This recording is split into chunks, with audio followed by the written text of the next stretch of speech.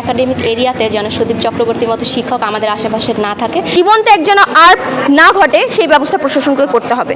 আমাদের এই দাবিগুলো জানিয়েছি এবং সুদীপ চক্রবর্তীর বিচার চাচ্ছি। গত 26 তারিখে ঘটে যাওয়া ঘটনার প্রেক্ষিতে আমরা 27 তারিখ পার করে 28 তারিখে একটি সংবাদ সম্মেলন করি অপরাজেয় বাংলায়, এবং সেখানে আমরা 7 দফা আমাদের 7 দফা দাবি জানিয়ে স্মারকলিপি পেশ করি। সেটা সেখানে পাঠ করা হয় এবং পরবর্তীতে বিশ্ববিদ্যালয়ের ভাইস চ্যান্সেলর স্যারের সাথে এবং ডিন স্যারের কলা অনুষদের ডিন স্যারের সাথে এবং প্রক্টর স্যারের সাথে আমরা বসি এবং সেখানে স্মারকলিপি দিই। এবং সেখানে আমাদেরকে আশ্বাস দেওয়া হয়েছিল যে 5 তারিখের ভেতরে আমরা ফ্যাক্ট ফাইন্ডিং কমিটির একটা সিদ্ধান্ত সম্পর্কে জানতে পারবো। এবং আমরা যেহেতু আমাদের ক্লাস পরীক্ষা সকল বিভাগীয় কার্যক্রম এই ঘটনার পরবর্তীতে বন্ধ রেখেছিলাম, আমরা চাচ্ছিলাম যে 7 তারিখের সিদ্ধান্তর পরে আমরা যখন এটা ফাইনালাইজ হবে যে আমরা বিচার নিশ্চিত করতে পেরেছি, সেই মর্মে আমরা আসলে ক্লাসে ফিরবো আর কি।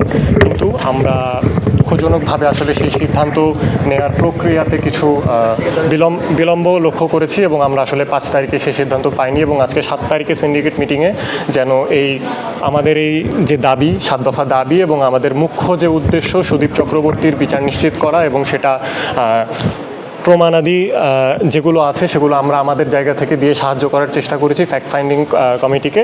এবং আমরা চাই যে এই প্রক্রিয়াটা যেন দ্রুততার সাথে দেখা হোক আর কি। কারণ 7 তারিখের পরে আমরা ক্লাসে ফেরত যেতে চেয়েছিলাম, কিন্তু আমরা সেই সিদ্ধান্ত এখন পর্যন্ত অথরিটির কাছ থেকে পাইনি এবং আমরা দেখছি যে এটা ক্রমাগত বিলম্বের শিকার হচ্ছে। তো আমরা চাই যে এটা দ্রুততম সময়ের ভিতরে শেষ করা হোক। এই জন্য আমরা আজকে এখানে অবস্থান করছি, যেন আমরা সিন্ডিকেটের সদস্যদের কাছে এই বিষয়টুকু পৌঁছায়, যেন আজকে সিন্ডিকেটের বিষয় 7 তারিখে সিন্ডিকেট মিটিং হবে, সেখানে যেন এই বিষয়টা উত্থাপিত হয়। আমাদের বিভাগের মাস্টার্স MA দ্বিতীয় সেমিস্টারের শিক্ষার্থী মুনিরা মাহাজাবিন মিমো আত্মহত্যা করেন এবং সেই আত্মহত্যাকে কেন্দ্র করে আত্মহত্যা প্ররোচনা মামলায় ওনার বাবা মুনিরা মাহাজাবিনের বাবা হচ্ছে বাড্ডা থানায় সেই মামলাটা করে আর কি বাদী হয়ে। এবং পরবর্তীতে এখানে একটা ফর্মাল কমপ্লেন দেওয়া হয় বিশ্ববিদ্যালয় অথরিটির কাছে, যেটা আমরা স্মারকলিপি আকারে 7 দফা দাবি সহকারে দিয়েছি যে সুদীপ চক্রবর্তীর যে প্ররোচনা আমরা আশঙ্কা করছি, যেটার প্রমাণাদি আমরা জোগাড় করেছি এবং আমরা আশা করছি যে ফ্যাক্ট ফাইন্ডিং কমিটি আরও প্রমাণাদি জোগাড় করেছে এবং সেগুলোর বেসিসে আমরা আমাদের এই দাবিগুলো জানিয়েছি এবং সুদীপ চক্রবর্তীর বিচার চাচ্ছি। আমার মনে হয় যে মিমাপুর সাথে যেটা ঘটেছে সেই জায়গাতে বা একজন ভিকটিমের জায়গাতে নিজেকে কখনোই আসলে এইভাবে কল্পনা করা উচিত নয়, প্রথম কথা। দ্বিতীয় কথা, আমাদের ভাবতে হবে কেন আসলে এই ঘটনাটি ঘটলো এবং এই কাঠামোবদ্ধ যে ব্যর্থতা বা আমাদের যে সামগ্রিক ব্যর্থতা, এটা কেন ঘটছে এবং এর প্রতিকার আসলে কি। একজন শিক্ষার্থী যেখানে আসলে নির্ভয়ে শিক্ষা গ্রহণের জন্য চলার কথা শিক্ষা প্রতিষ্ঠানে, সেখানে কেন এই ধরনের একটা পরিস্থিতির মুখে নিজেকে ঠেলে দিবে এবং শেষমেশ তার পরিণতি কেন এরকম হবে, সেটা আসলে আমাদের সকলেরই বিবেচ্য। এবং পরের কথা হচ্ছে যে আমরা ইতোমধ্যে সারা বাংলাদেশব্যাপী ভয়ের রাজনীতি নিয়ে কথা বলেছি।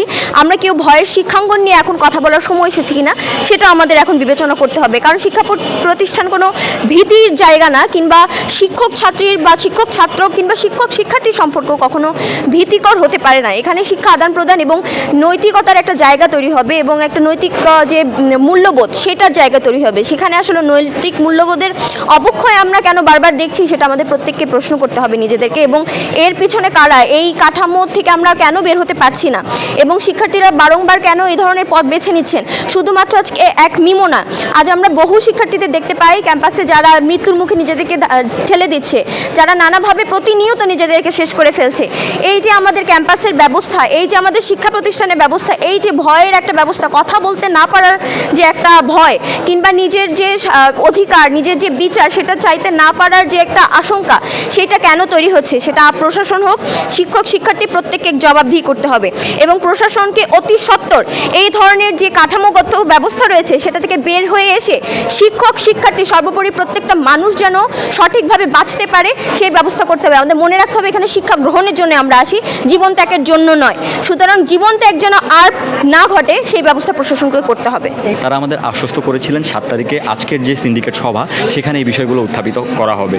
এরপরে তারা একটি তথ্য যাচাইয়ের জন্য ফ্যাক্ট ফাইন্ডিং কমিটি গঠন করেন এবং তারা আমাদের সাথে যোগাযোগ করেছেন, কিন্তু আমাদের শিক্ষার্থীদের এক্ষেত্রে কিছু সংশয় তৈরি হয়েছে যে আমরা যেহেতু ক্লাস পরীক্ষা বর্জন করে রেখেছি, তো তাদের ফ্যাক্ট ফাইন্ডিং কমিটির কার্যক্রম আমাদের মন্থর মনে হয়েছে। সেজন্য আমরা এখানে আজকে অবস্থান কর্মসূচি করছি যেন আজকের সিন্ডিকেট সভায় আমাদের অধ্যাপক সুদীপ চক্রবর্তীর বহিষ্কারের ব্যাপারটি পরিষ্কারভাবে উঠে। সেই জন্য মনিরা মাহজাবিন মিমো, তিনি গত 26 এপ্রিল তার বাসা উত্তর বাড্ডাতে আত্মহত্যার চেষ্টা করে এবং তিনি আসলে আমাদের মাঝে আর নেই।